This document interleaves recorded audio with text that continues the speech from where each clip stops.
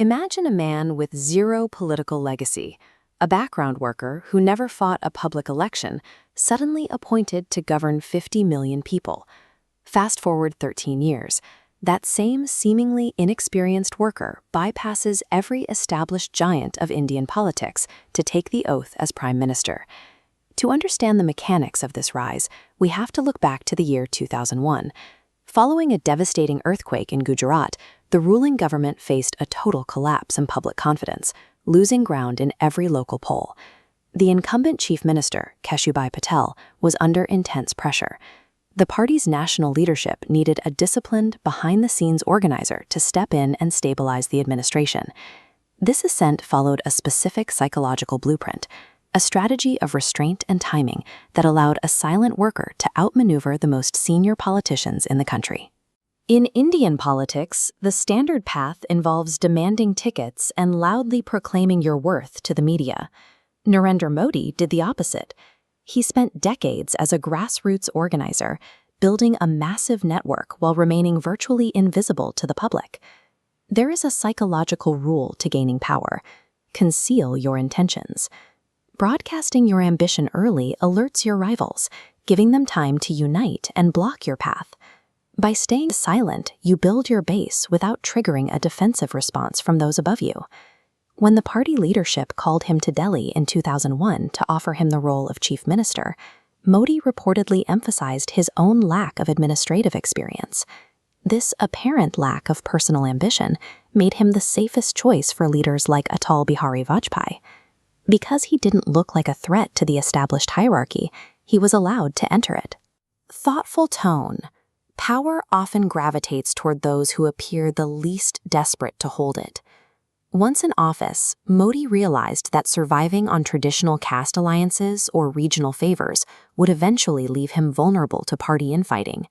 He needed to build an entirely new kind of political fortress. He spent the next decade constructing Brand Gujarat. He focused exclusively on measurable development, early tech adoption, and aggressively pitching his state as the premier destination for global investment. While senior leaders in Delhi were occupied with internal party friction and ideological debates, Modi was creating an aura of administrative invincibility. His success in Gujarat created a gravitational pull. For a national party seeking a clear path to victory, promoting him became the only logical decision. By 2013, one final barrier remained. The road to the Prime Minister's office was occupied by party veterans with decades of seniority. These were figures of immense stature, the very leaders who had built the national party from the ground up. A direct confrontation within the party committees would have triggered a split, likely destroying the chances of any candidate involved.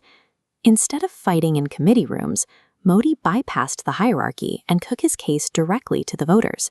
The resulting wave of public support created such momentum that the party's senior leadership was forced to acknowledge the new reality. By the time the party leadership met to decide, the public had already spoken. He didn't need to defeat his seniors in a committee room.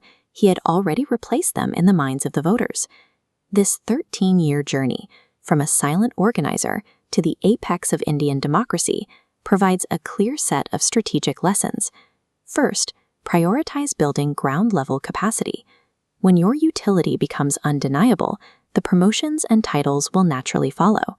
Second, view silence as a strategic weapon.